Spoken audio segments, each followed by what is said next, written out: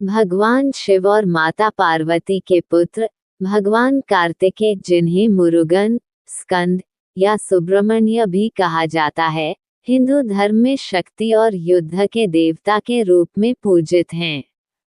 उनका जन्म और उनकी कथा पौराणिक और दार्शनिक रूप से बहुत महत्वपूर्ण है।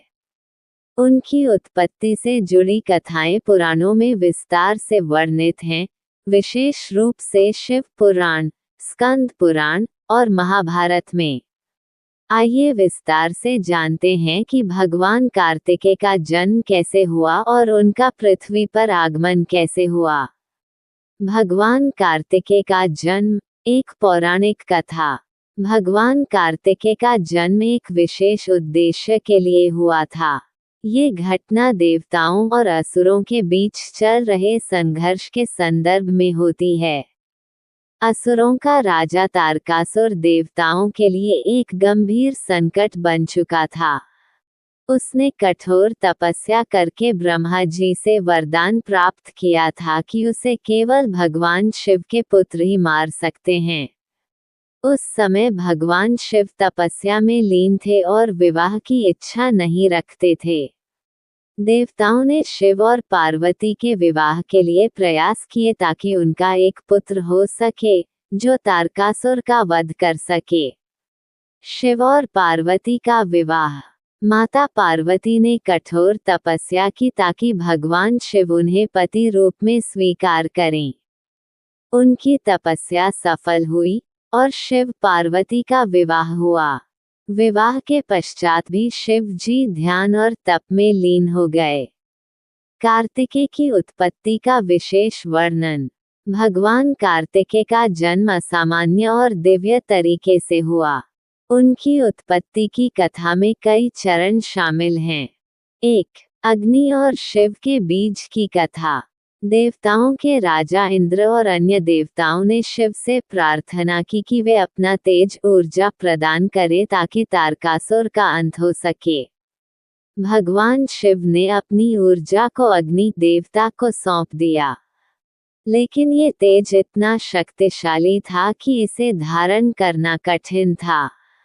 अग्नि देव ने इस तेज को गंगा नदी में प्रवाहित किया। 2. गंगा और कृतिकाओं का योगदान। गंगा नदी ने इस तेज को अपनी धारा में स्वीकार किया। गंगा से ये तेज षडानन 6 सिर वाले रूप में प्रकट हुआ। इसके बाद कृतिकाओं 6 दिव्य माताएं ने बालक का पालन पोषण किया। इन 6 माताओं के कारण बालक का नाम कार्तिकेय पड़ा। भगवान कार्तिकेय का बाल्यकाल। भगवान कार्तिकेय का पालन पोषण कृतिकाओं द्वारा हुआ, लेकिन उन्होंने अपनी दिव्य शक्ति और ज्ञान से शीघ्र ही युद्धकला और नेतृत्व कौशल में निपुणता प्राप्त कर ली।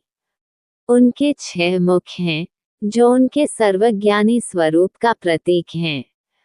तारकासुर का वध। जब कार्तिकेय युवा हुए तो देवताओं ने उन्हें तारकासुर से युद्ध करने के लिए बुलाया। देवताओं की सेना का नेतृत्व करते हुए उन्होंने तारकासुर से घोर युद्ध किया। अंततः कार्तिकेय ने अपनी शक्ति और पराक्रम से तारकासुर का वध कर दिया। यह विजय देवताओं के लिए बहुत महत्वपूर्ण थी और भगवान कार्तिकेय को सेनापति का पद मिला। कार्तिकेय के अन्य नाम और स्वरूप। भगवान कार्तिकेय को उनके कई नामों से पूजा जाता है, जिनके पीछे गहरे अर्थ छिपे हैं। 1. स्कंद, उनकी शक्ति और तीव्रता का प्रतीक। 2. मुरुगन, तमिल परंपरा में यह नाम लोकप्रिय है। 3. सुब्रमण्य, ब्रह्मज्ञान के स्वामी। 4. षडानन, 6 मुख वाले। 5. गूढ़ रहस्यों के स्वामी। तमिल संस्कृति में कार्तिकेय। भगवान कार्तिकेय दक्षिण भारत, विशेष रूप से तमिलनाडु में बहुत पूजनीय हैं। उन्हें तमिल कडवुल, तमिलों के देवता कहा जाता है। तमिल साहित्य में उनके लिए भक्ति कविताएं, जैसे तिरुपुगल, लिखी गईं।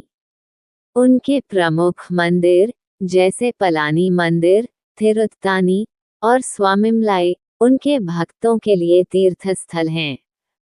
कार्तिकेय का दार्शनिक महत्व। भगवान कार्तिकेय केवल युद्ध और शक्ति के देवता ही नहीं हैं, बल्कि वे ज्ञान, परिपक्वता और नेतृत्व के प्रतीक हैं। उनकी कथा हमें सिखाती है कि धैर्य और तपस्या से बड़ी समस्याओं का समाधान किया जा सकता है। सही उद्देश्य के लिए शक्ति का प्रयोग करना महत्वपूर्ण है। निष्कर्ष। भगवान कार्तिकेय की कथा हमें उनके दिव्य जन्म और कार्यों की महानता का बोध कराती है। उनका जन्म असुरों पर विजय प्राप्त करने और धर्म की रक्षा के लिए हुआ था।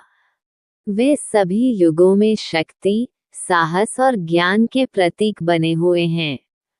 उनकी कथा न केवल धार्मिक दृष्टिकोण से बल्कि जीवन के नैतिक और दार्शनिक पहलुओं को समझने के लिए भी महत्वपूर्ण है।